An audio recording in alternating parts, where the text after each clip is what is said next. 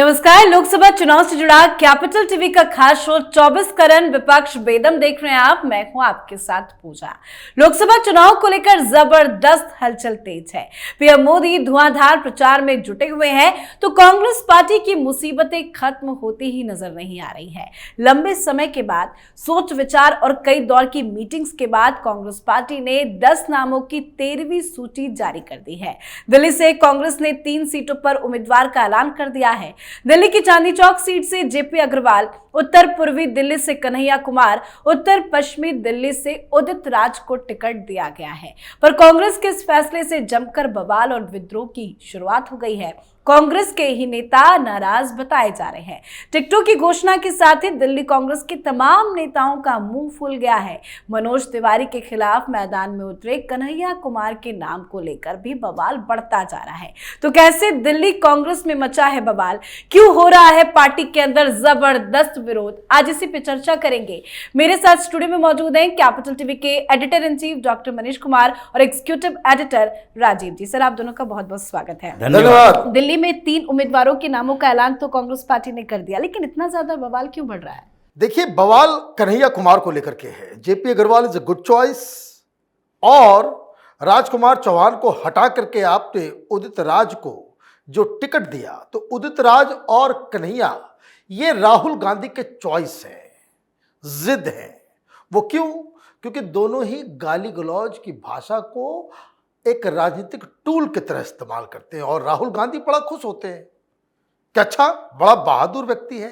लेकिन मूर्खता का आलम देखिए, दिल्ली में आप एक भी सीट नहीं जीतने वाले, लेकिन इस कन्हैया कुमार की वजह से आप इस चीज को समझिए कि पूरे देश में आपकी किरकिरी होने वाली है। अब तक भारतीय जनता पार्टी छुप छुप के पीछे से कहती थी कि राहुल गांधी वामपंथियों के घेरे में आ गए, ये चाइनीज एजेंट हो गया है, तो ये देशद्रोही हो गया है, ये टुकड़े टुकड़े गैंग का आदमी हो गया है। यही आरोप दबी जुबान से आपने मौका दे दिया कि अब प्रहार करो हमारे ऊपर। और मैं आपको बता दूं, कन्हैया को लड़वाना था तो आप बिहार से क्यों नहीं लड़वाए? वो तो वहां से लड़ना चाह रहा था। वहां से भगाया किसने? तो वहां से भगाया लालू यादव ने। कहा कि खबरदार जो इधर डाले, क्योंकि उसकी भी नैया वहां डूब जाएगी। बिहार में फिर सब लोग बोलेंगे भाई लालू यादव टुकड़े टुकड़े गैंग का आदमी हो गया। तो ये तो ऐसा कोण है जिसको जो कोई छुएगा तबाह और बर्बाद हो जाएगा। राहुल गांधी 55 साल के हो गए हैं और कब तक कांग्रेस पार्टी ये कहते रहे कि भाई देश को समझना है, देश के बारे में स्टडी कर रहे हैं। भाई, हिंदुस्तान के लोगों की अंतरात्मा अभी मरी नहीं है कि देशद्रोहियों को वोट देकर के जितवा दे। जितनी नाक रगड़नी आप रगड़वा ले। लेकिन हुआ क्या कि जैसे ही नाम बाहर आया, पुराने पुराने बयान आने शुरू हो गए। भारत तेरे टुकड़े होंगे इंशाअल्लाह इंशाअल्लाह का पूरा विवाद। किस तरीके से इसने वुमेन्स डे के दौरान ये कहा था कि इंडियन आर्मी श्रीनगर के अंदर, कश्मीर के अंदर महिलाओं का रेप करती है, रेपिस्ट आर्मी है। तो आप ये समझिए, आपने एक मुसीबत को सिर पे ले लिया है। और एक बात और मैं आपको बता दूं, जिस तरीके से ये सोच के कि नॉर्थ ईस्ट दिल्ली में बहुत सारे पुरवैया वोटर्स हैं, तो वो वोटर तो आम आदमी पार्टी वाला भी नहीं देगा इसको वोट। कांग्रेस में विद्रोह चल रहा है, कांग्रेस वाले भी नहीं देंगे वोट। और आरजेडी के लोग वहां से बिहार से आएंगे इसके खिलाफ कैंपेन करने के लिए।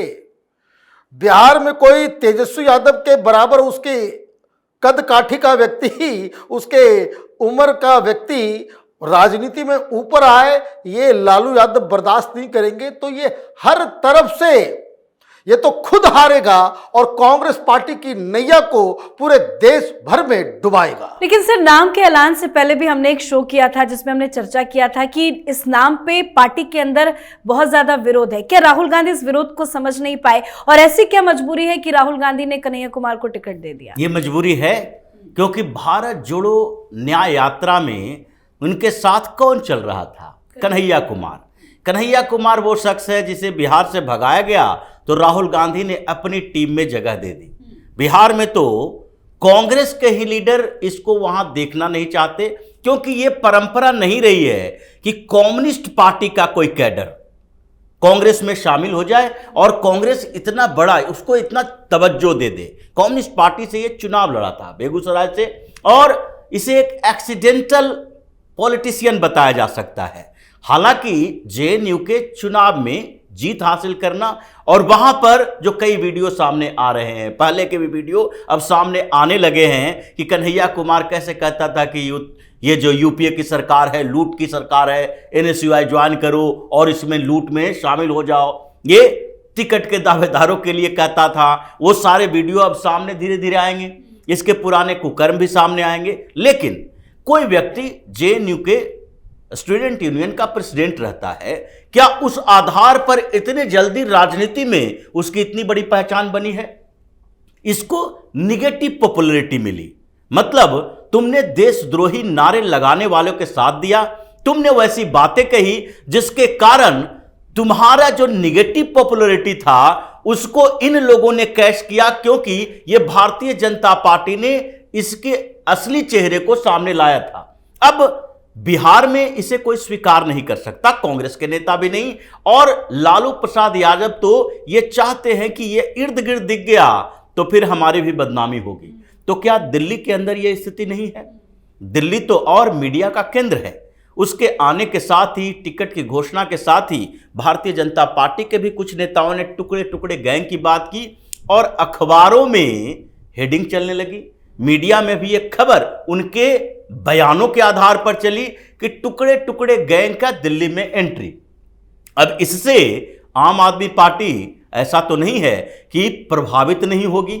आम आदमी पार्टी को भी लगेगा कि ये तो सेंटर ऑफ अट्रैक्शन बनेगा, क्योंकि मोदी विरोधी मीडिया, मोदी विरोधी जो लोग हैं, ये जो सोशल मीडिया पर भी हैं या फिर यूट्यूबर हैं, ये सब कन्हैया कुमार को तवज्जो देंगे और वो सीधे मोदी को गाली देगा, और इसके कारण हमें जो इसका प्रभाव देखने को मिलेगा ये उल्टा दिखाई पड़ेगा। इसलिए आम आदमी पार्टी और कांग्रेस दोनों एक दूसरे से लड़ रही है, और कांग्रेस के अंदर जो दूसरे नेता हैं, संदीप दीक्षित अभी सामने नहीं आए हैं, अभी कई और लोग सामने आएंगे जो कि 2-4 दिन के अंदर बताएंगे कि तुमने उम्मीदवारों की घोषणा की, गलत किया, अब हम पार्टी छोड़कर जा रहे हैं। बिल्कुल, और जैसे ही नाम का ऐलान हुआ, बवाल की शुरुआत वहीं से हो गई। मनोज तिवारी भी अब खुलकर बोल रहे हैं, और बीजेपी के तमाम नेता ये कह रहे हैं कि टुकड़े टुकड़े गैंग के सदस्य हैं, 40 दिन की टूर पे आए हैं, फिर वापस चले जाएंगे। इतना विरोध हो रहा है और उनकी खुद की पहचान कन्हैया कुमार की ऐसी है, तो क्या वो जीत हासिल कर पाएंगे क्या? देखिए, कांग्रेस वाले भी हरा रहे हैं उसको।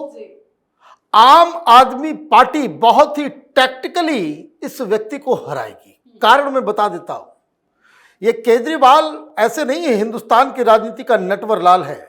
वो ना अब तक तमाम जगहों पे प्रचार प्रसार हो रहा है, लेकिन जहां जहां कांग्रेस पार्टी लड़ रही है वहां कोई प्रचार प्रसार नहीं कर रहा है आम आदमी पार्टी।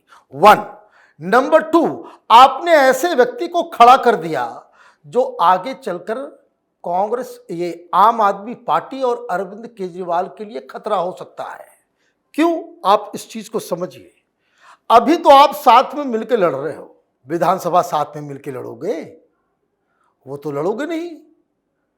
क्या ये गठबंधन कांग्रेस के साथ आम आदमी पार्टी का वो सदैव के लिए हो गया? नहीं हुआ। तो कल ये केजरीवाल के खिलाफ खड़ा नजर आएगा। अब आप देखिए, आम आदमी पार्टी के ज्यादा सांसद, या यूं कहें कि जो 2-3 सीट जीतने वाले हैं ये लोग, ये पंजाब से जीत के आएंगे, वो तो कांग्रेस के खिलाफ बोलेंगे, वो तो वहां कांग्रेस पार्टी के साथ नहीं होंगे। तो ये कांग्रेस पार्टी, जब दिल्ली में आपके पास कोई सांसद नहीं होगा तो ऑटोमेटिकली कि कांग्रेस के खिलाफ फिर केजरीवाल जो है बस अभी जेल के अंदर है, तो कुछ कुछ मदद के लिए वो साथ में गठबंधन कर रहा है, क्योंकि वो कमजोर पड़ा हुआ है। लेकिन जैसे ही वो बाहर आएगा या आगे जब विधानसभा के चुनाव होंगे, तब तो आम आदमी पार्टी कांग्रेस एक दूसरे के आमने सामने होगी, और उस वक्त अगर ये जीता हुआ होगा, ये तो केजरीवाल की नस ढीली कर देगा। तो अब दिक्कत क्या है कि आम आदमी पार्टी वाले भी हरा रहे हैं, इंडिया गठबंधन वाले, आरजेडी वाले भी दिल्ली आकर के उसको हराएंगे, भारतीय जनता पार्टी वाले भी हरा रहे हैं और कांग्रेस वाले भी हरा रहे हैं कि भाई इसको सिर पे क्यों बिठा दिया। तो ये जीतेगा क्यों और कैसे जीतेगा? एक बात तो वो सवाल राहुल गांधी की मूर्खता के ऊपर है कि आपने इसे चूज क्यों किया। आप अपनी जिद की वजह से कि नहीं हमारे साथ है, हम ये मोदी को गाली देता है इसलिए इसको जो है हम टिकट देंगे, इसको लड़वाएंगे, तो फिर ये तो जिद की वजह से आपको ये इम्पैक्ट करेगा कहाँ? महाराष्ट्र में भी, वहाँ भी शिवसेना और सारे लोगों को तंज किया जाएगा कि तुम तो टुकड़े टुकड़े गैंग वाले के साथ आ गए। किसके सामने आप मुंह दिखा पाएंगे? क्योंकि कोर्ट, कानून, कचहरी अपनी जगह है, पब्लिक परसेप्शन यही है कि ये कन्हैया कुमार टुकड़े टुकड़े गैंग का सरदार है और इसलिए ये कांग्रेस पार्टी ने अपने पैर पे कुल्हाड़ी मार ली। बिल्कुल, गलती तो कांग्रेस पार्टी से हुई है, राहुल गांधी का जिद भी सामने नजर आ रहा है। लेकिन सर, अलायंस तो है भले ही नाम के खातिर, लेकिन दिल्ली में कांग्रेस और आम आदमी पार्टी का अलायंस है। 4 प्रत्याशी आम आदमी पार्टी की तरफ से, जिसको लेकर तो कांग्रेस के नेता ही वोट नहीं डाल पाएंगे। लेकिन उदित राज को लेकर भी बवाल हो रहा है, कन्हैया कुमार को लेकर भी बवाल हो रहा है। ऐसे में दिल्ली में कांग्रेस का अस्तित्व तो खत्म ही हो जाएगा। ये कांग्रेस ने शायद आम आदमी पार्टी के खिलाफ इन प्रत्याशियों को उतारा है।